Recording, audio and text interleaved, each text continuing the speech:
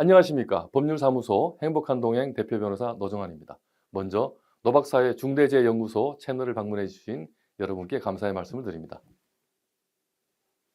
저희 채널에서는 중대재해 수사 대응 전략이라는 제목으로 강의를 진행하고 있습니다. 산업안전 중점검찰청 검사장 출신으로서 중대산업재해, 중대시민재해, 징벌적 손해배상 제도까지 3대 논문을 집필한 경험을 토대로 이론과 실무를 종합하여 중대재해가 발생한 경우 어떻게 하면 수사에 잘 대응할 수 있을지를 주제로 강의를 진행하고 있습니다.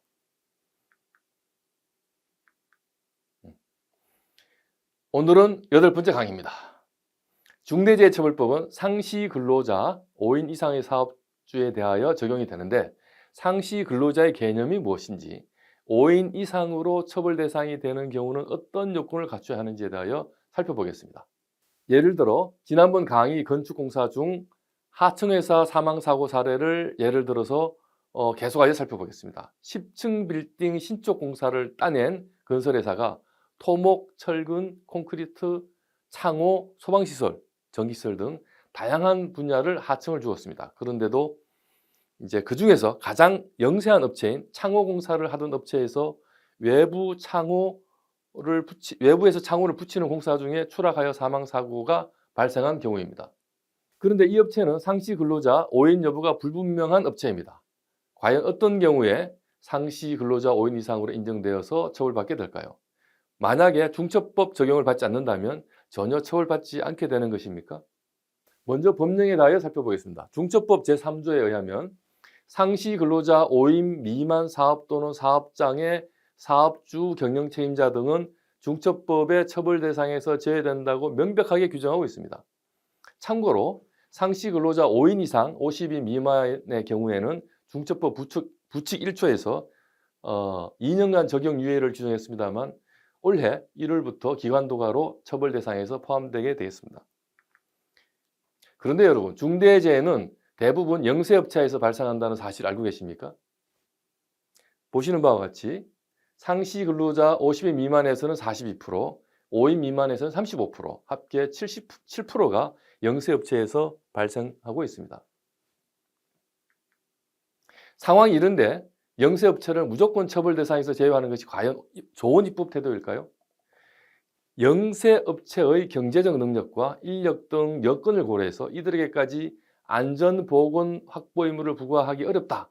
이런 고민을 이해하지 못할 바는 아닙니다. 하지만 중대재해 예방이라는 입법 목적을 고려한다면 무작정 적용 대상에서 제외하는 것은 곤란하다고 생각합니다.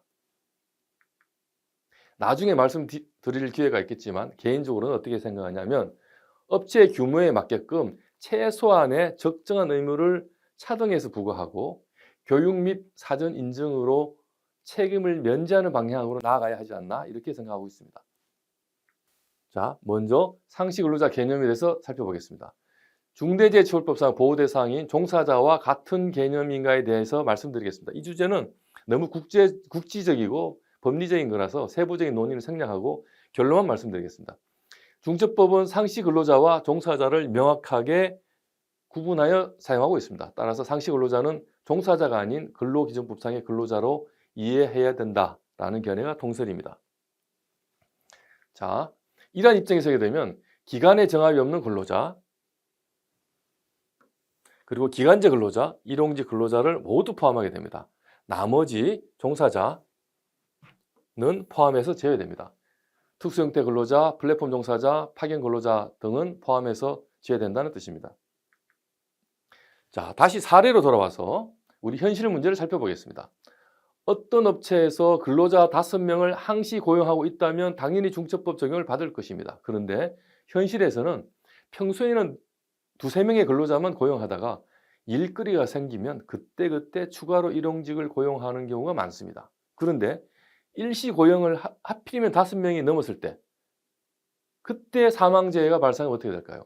중처법의 적용을 받는 걸까요? 판례는 상시라는 말에 대해서 이렇게 판시하고 있습니다. 근로자 수가 때때로 5인 미만이 되는 경우에 있어도 상태적으로 보아 5인 이상이 되는 경우는 이에 해당한다. 상태적이라는 재미난 표현을 쓰고 있습니다. 이 상태적으로라는 의미에 대해서는 한 달 기준 15일 이상을 의미하는 것으로 이해되고, 다시 말해서 상태적으로 5인 이상이란 한 달 기준 15일 이상 5명 이상의 근로자를 고용한 경우를 의미한다고 해석하고 있습니다. 노동부도 같은 입장입니다. 따라서 5인 미만의 사업장이다. 따라서 중대재해처벌법에 적용을 받지 않는다. 이런 주장을 하기 위해서는 근로계약서나 근로대장 등 사고 전 최소한 한 달에 2달까지 상시 15일 미만으로 고용하여 왔음을 입증해야 할 것이라고 생각합니다. 자, 여러분, 이것으로 오늘 8번째 강의를 마치겠습니다. 오늘 강의는 어떠셨습니까? 오늘 강의를 들으시면서 상시 근로자 5인 이상 사업주에 해당하는지의 기준에 대해서 알게 되셨으리라 생각합니다. 그리고 일시적으로 5명을 넘은 경우는 수사에 어떻게 대응해야 처벌을 면할 수 있을지에 대해서도 아시게 됐으리라 생각합니다. 더 유익하고 재미난 8번째 강의로 찾아뵙겠습니다. 노박사의 중대재해연구소의 노정환 변호사였습니다. 감사합니다.